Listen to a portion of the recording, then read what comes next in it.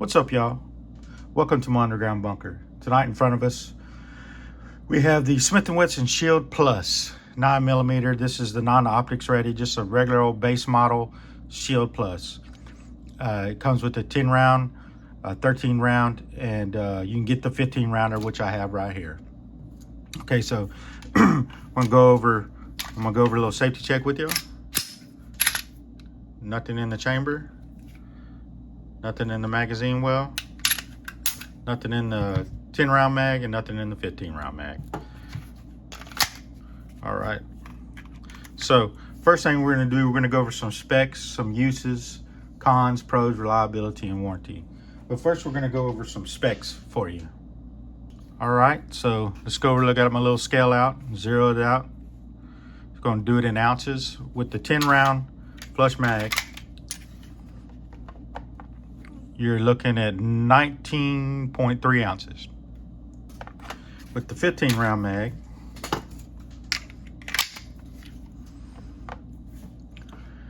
you're looking at 20.1 ounces.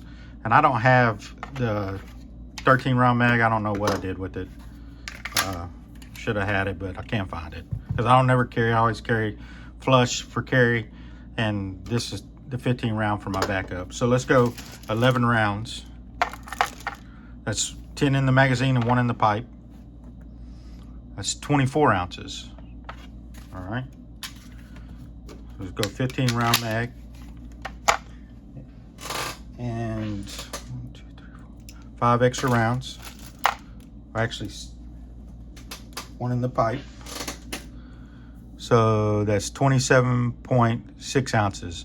And I carry 147 grain. These are Spear gold dots. The gold dot 2s.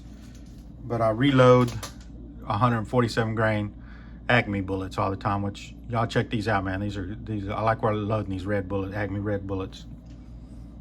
All right, so let's go over the height. And all the measurements that I took were with my calipers. It ain't off the side or nothing like that.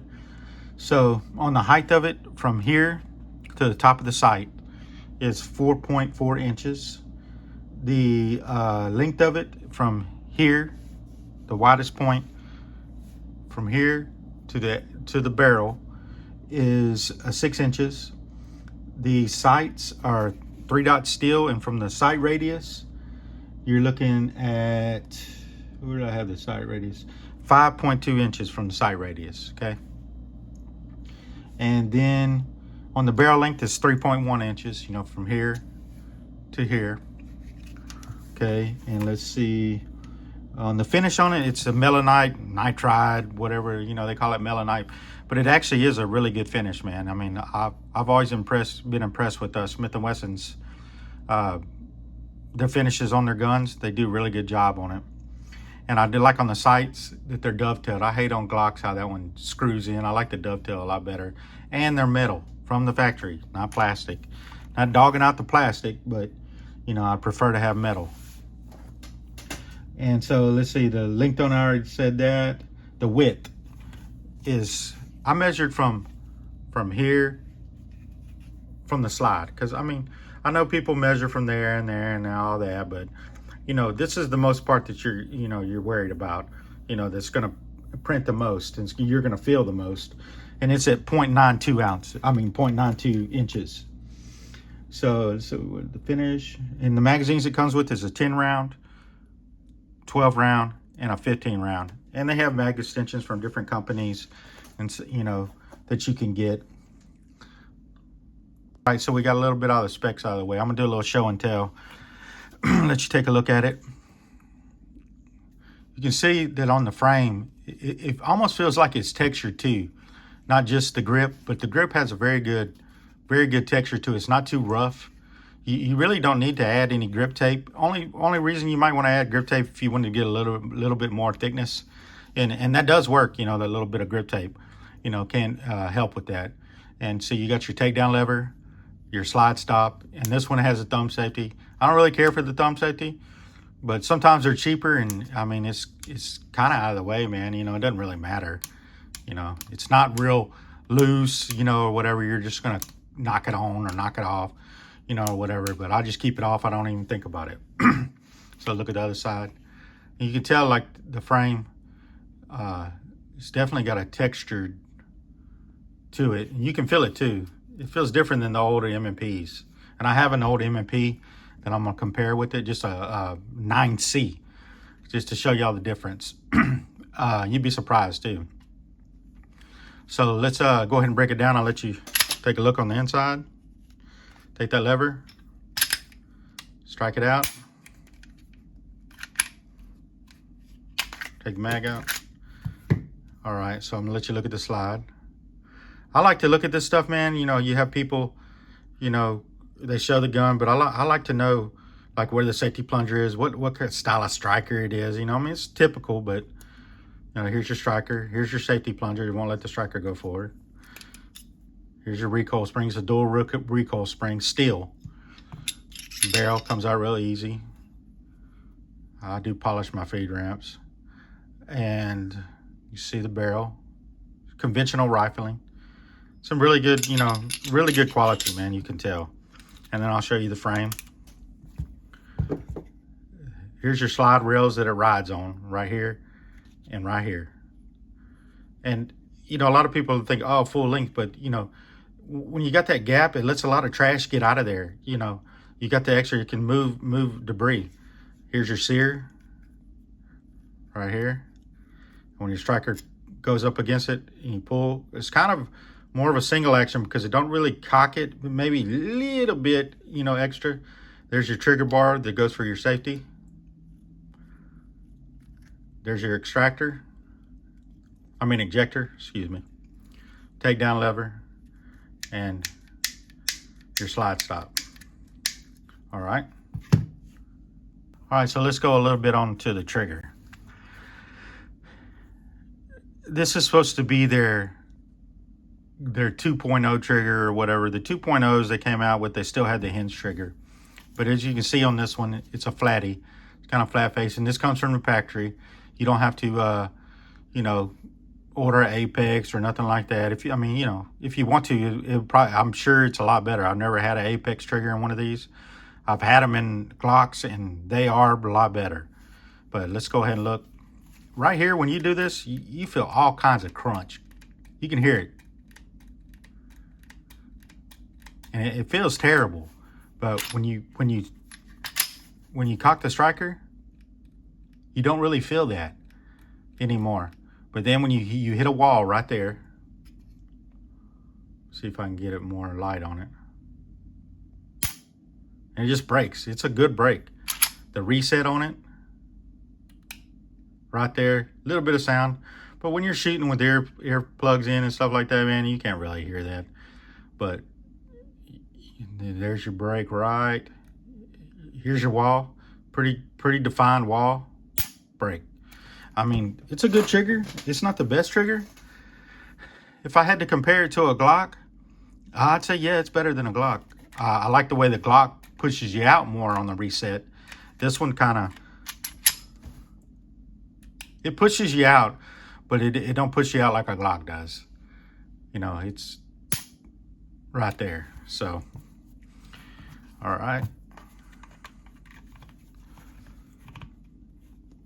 So I wanted to do that on the show you on the thing, because a lot of times I'm watching videos and, you know, I do know things about guns, and I'm like, man, I want to see what kind of, especially these Glock clones that come out. I like to see inside of them and see what they cloned, you know. Let's go over a little bit of the, okay, let's go a little bit of the history of it. So a little bit of the history of Smith & Wesson. I'm sure everybody, they heard of Smith & Wesson. If they don't know what a gun is, they probably heard of Smith & Wesson. I'm almost guaranteed. But they've been in business since 1895. The Shield series started out in 2012. That's the original OG, and I did a video on it. You have to go back and look at that video. And then in 2018, they came out with the 2.0. The 2.0 was just the thin version, but had a rough texture on it, and it was supposed to be the improved trigger. I don't know, man. I felt both of them, and you know, this trigger's better because it's a flat face, I can tell you that. But as far as pull weight and stuff like that, nah, it's about the same, man. And then in 2021, they came out with the Plus, which is this one. And they have all kinds of variations of the Plus. They have the comp carry, the 4-inch, the performance center, optics ready. I mean, I bought this new, and without the optics ready, man, you're looking at, probably out the door, I think $370. Optics ready, you're gonna be about right about $400 with tax and everything. So, you're kind of splitting hairs at that point. I don't really care about the optics ready on a small little pistol. It'd be cool to have it, but I just didn't see paying extra money for it. I didn't really care. I like it. I just wanted it more for the capacity, than versus the optics ready or whatever.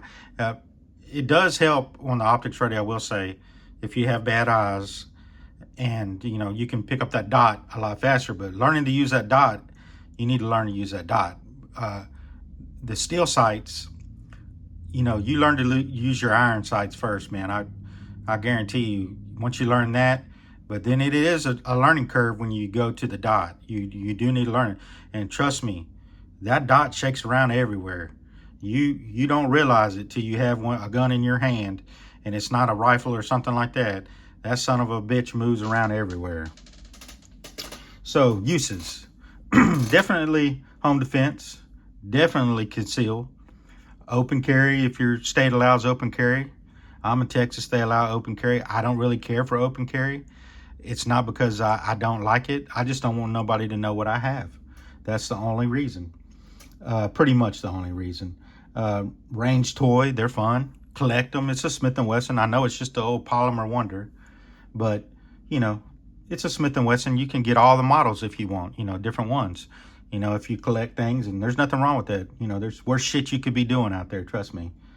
So let's see, pocket carry, you're kind of pushing it, man. You're kind of pushing it. You're talking about what was it 23 ounces? So that's a pound and something in your pocket, not including your keys or or a holster, because you don't want to carry it without a holster in your pocket. I don't care what anybody says. The son of a bitch will move around, and it just doesn't sit right in your pocket. But you can do it. I have done it. I'm an ankle carrier. I've always liked the ankle carry, so I just usually put on some, if I'm wearing some comfortable gym pants or something like that. I just put it under there, and it's comfortable like that for me. Let's see. I wouldn't, I hear people say truck gun. Yeah, but I never say truck gun because I don't leave shit in my truck or my car. You're just asking to get it stolen. But definitely better than having a stick, or I wouldn't feel undergunned if this is the only gun I had in my house for self-defense. Yeah, technically you want a rifle to get, you want a handgun just to get to your rifle, because handguns basically were designed, for that especially in the military, is their rifle first, then their handgun. They don't go into war with just the handgun. But definitely would not feel undergunned, and I would feel keeping my family safe and all that with this. Like I said, I wouldn't feel undergunned. And so let's go over a little bit of the pros of it. Reliability. This gun's been proven since 2012. The M&P series came out, I believe, 2005. So they've been proven, and they came out way before that in the Sigma series. I don't know if you ever mess with the Smith & Wesson Sigma. If you haven't, look it up or look at a video on it. The triggers were awful, but it was capable, but they were awful. It was basically a Glock clone that they got sued for, and it wasn't even a full Glock clone like the ones they have nowadays. But so reliability is definitely there. The name Smith & Wesson is definitely, they've been around. It's a nice looking gun. That matters to me. I don't know if it matters to you. I don't want something that looks like, I hate to say High Point because there's a lot of High Point fans, but I've shot High Points. They're okay. What I prefer, to pay $170, $200 for a High Point, or find this on the used market for $250. yeah, I'll take the used market 250 all day long. So let's see. Yeah, you can get them in different colors. You can get them in flat dark earth. You know, they got them for girls. You know, I've seen them in that Tiffany blue and the silver slide, stainless slide. You know, there's different colors out there. Another one of the pros is it's lightweight. I mean, it's pretty lightweight for, you know, especially when it's fully loaded. 10 rounds, it's not bad. You know, I've carried definitely heavier guns, and if you know about carrying, a big ass gun that you leave at home don't do you no good if you're not carrying it. So this is definitely comfortable to carry. You know, I have carried on my side, in my pocket, on my ankle, and always are comfortable. I just prefer the ankle carry over all of it.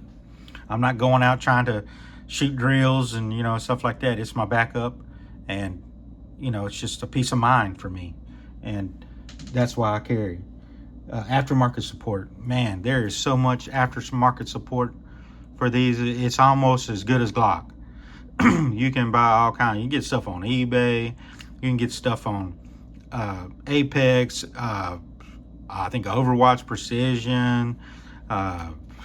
Their Hive technology, base plates, you name it. Sights are just endless aftermarket. So I would definitely say the aftermarket support is there. The warranty, it's a lifetime warranty, but it's only to the original owner. That's the only thing I would knock them on with the warranty is the warranty could be, I think it should be anybody. But my experience with a lot of these companies, if you call them up and you have a problem, they'll fix it, man. You know, only a few companies out there that I name, I'm not even going to name them, but they want you to pay for the shipping, you know, and the shipping there or whatever, and they ship it back. That's the only thing.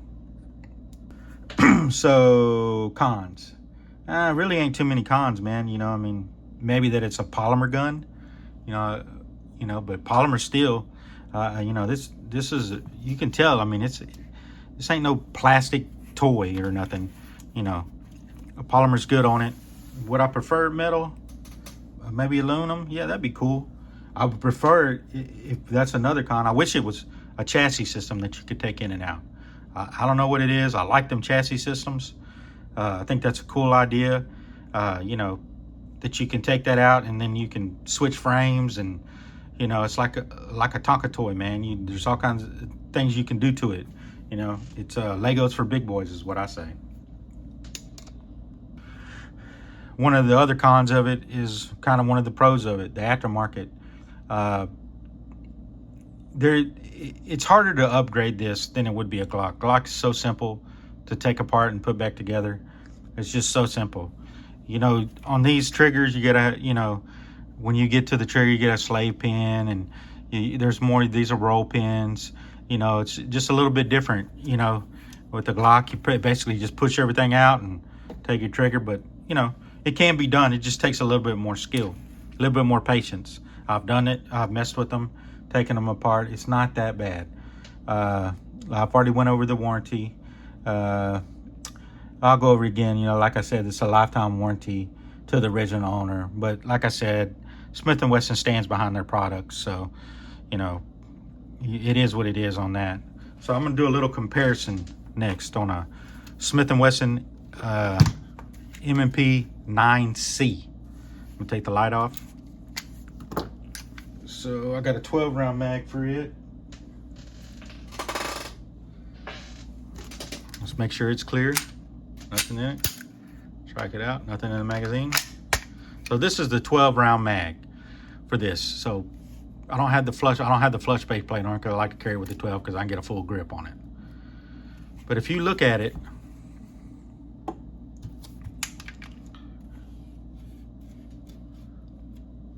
put them sight to sight, the Smith & Wesson Shield is a little bit taller, but this is where it makes up the difference, man. It is a lot thinner, and the barrel's longer on the 9C. And I will show y'all that trigger. This is like the original. I want to say this is more like the 2.0 trigger. But there's your wall. It's got the hinge trigger. A lot of people don't like that hinge trigger, but I kind of like it. My finger kind of just fits in there. And there you are right there. There's your wall. Brake. It's definitely a heavier brake, but it's a good brake. The reset, see if you can hear it. You barely hear it, and then you're kind of right there back at the wall. But when you do that, man, these are awful about the crunch. But you're not, that's not what you're shooting, because when you get right here and you do this, you can't really feel that once the striker is engaged with the sear. And let's see the brake. It's a little, it's definitely